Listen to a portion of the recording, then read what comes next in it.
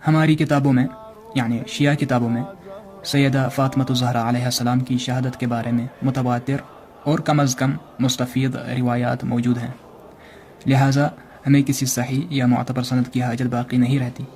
تاہم ہم پھر بھی ایک ایسی روایت پیش کر دیتے ہیں جس کی سند بہت سے علماء کے نزدیک معتبر ہے۔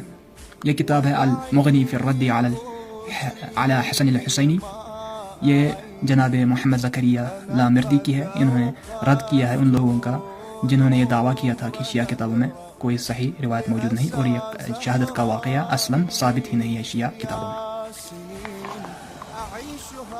اس میں ملاحظہ فرمائیں، یہ دلائل الامامہ جو کہ محمد بن جریر طبری امامی کی کتاب سے نقل کی گئی روایت موجود ہے۔ اس میں عن ابی بصیر عن ابی عبداللہ جعفر بن محمد علیہ السلام، امام صادق علیہ السلام سے مروی ہے، قال کہ آپ نے فرمایا وکان سبب وفاتها علیہ السلام کی جناب زہرا علیہ السلام کی وفات کا سبب یہ تھا کہ ان قنفذا مولا فلان، کہ قنفذ جو کہ فلان شخص کا آزاد کردہ غلام تھا، لکزها بنعل السیف بامرہ فاسقطت محسنا علیہ السلام ومرضت من ذلك مرضا شدیدا، کہ فاطمہ زہرا علیہ السلام کی وفات کا سبب یہ تھا کہ قنفذ جو کہ فلان شخص کا آزاد کردہ غلام تھا، اس نے اس کے حکم سے اپنی تلوار کی نعل سے مارا۔ نعل کہتے ہیں جو کہ تلوار کی نعل یعنی تلوار کی نیام کا جو سرا ہوتا ہے وہ یا تو لوہے، چاندی یا اس جیسے کسی چیز کا بنا ہوا ہوتا ہے، اس سے مارا۔ اس وجہ سے جناب فاطمہ علیہ السلام کا حمل ضائع ہو گیا اور جناب محسن علیہ السلام شکم مادر میں ہی شہید ہو گئے، اور اسی وجہ سے جناب زہرا علیہ السلام بہت زیادہ بیمار ہو گئی۔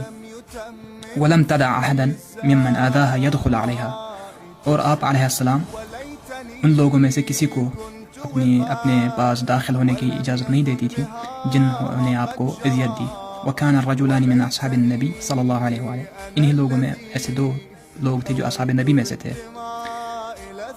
جنہوں نے امام علی علیہ السلام سے پوچھا، سأل امیر المؤمنین علیہ السلام، ان سے مطالبہ کیا کہ ان یشفع لہما الیہا، کہ آپ جناب زہرا علیہ السلام سے سفارش کر دیں ان دونوں کی تاکہ ان سے ملنے کی اجازت دے۔ فسألها امیر المؤمنین علیہ السلام، تو امام علی علیہ السلام نے ایسا کیا۔ فاجابت، تو فاطمہ علیہ السلام راضی ہوئی کہ انہیں اجازت دے۔ فلما دخل علیہا قال لها، جب یہ دونوں جناب زہرا علیہ السلام کے پاس گئے تو کہا ان سے، کیف انت یا بنت رسول اللہ صلی اللہ علیہ وآلہ، اے دختر رسول آپ کیسی ہیں؟ قالت بخیر بحمد اللہ، فرمایا اللہ کا شکر، اللہ کی حمد میں خیریت سے ہوں۔ ثم قالت لہما، پھر اس کے بعد آپ علیہ السلام نے ان دونوں سے کہا، ما سمعتم النبی صلی اللہ علیہ وآلہ یقول، کیا تم دونوں نے نبی کریم صلی اللہ علیہ وآلہ کو نہیں سنا تھا فرماتے ہوئے کہ فاطمۃ بضعۃ منی، کہ فاطمہ میرا ٹکڑا ہے، فمن آذاها فقد آذانی، جس نے آپ علیہ السلام کو اذیت پہنچائی اس نے مجھے اذیت پہنچائی ہے، ومن آذانی فقد آذى اللہ، اور جس نے مجھے اذیت پہنچائی اس نے اللہ سبحانہ و تعالیٰ کو اذیت پہنچائی ہے۔ یعنی یہ بہت بڑا جرم ہے، گویا کہ جس نے رسول اور فاطمہ علیہ السلام صلی اللہ علیہ وآلہ کو اذیت پہنچائی تو گویا اس نے اللہ سبحانہ و تعالیٰ کو اذیت پہنچائی۔ قال، ان دونوں نے کہا بلا، جی بے شک ایسا ہی ہے، ہم نے ایسا سنا ہے آپ کے والد صلی اللہ علیہ وآلہ سے۔ قالت فواللہ لقد آذیتمانی، فرمایا میں اللہ کی قسم کھا کے کہتی ہوں کہ تم دونوں نے مجھے بے شک اذیت پہنچائی ہے۔ قال، پھر امام علیہ السلام نے مزید روایت میں فرمایا، فخرجا من عندها وهي ساخطة علیہما، پھر یہ دونوں آپ علیہ السلام کے گھر سے نکل آئے اس حال میں کہ آپ علیہ السلام ان دونوں پر شدید ناراض تھیں۔ دلائل الامامہ صفحہ نمبر 134 اور 135، حدیث کا نشان 43۔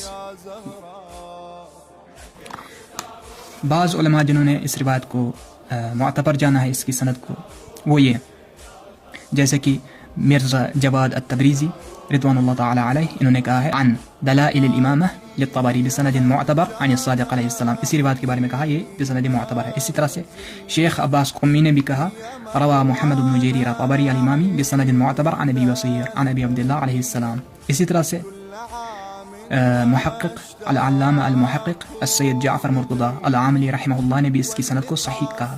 اسی طرح سے بعض دیگر نے بھی جیسے محمد علی الہاشمی المشہری نے بھی کہا یہ صحیح سند روایت ہے۔ وسيعلم الذين ظلموا أي منقلب ينقلبون.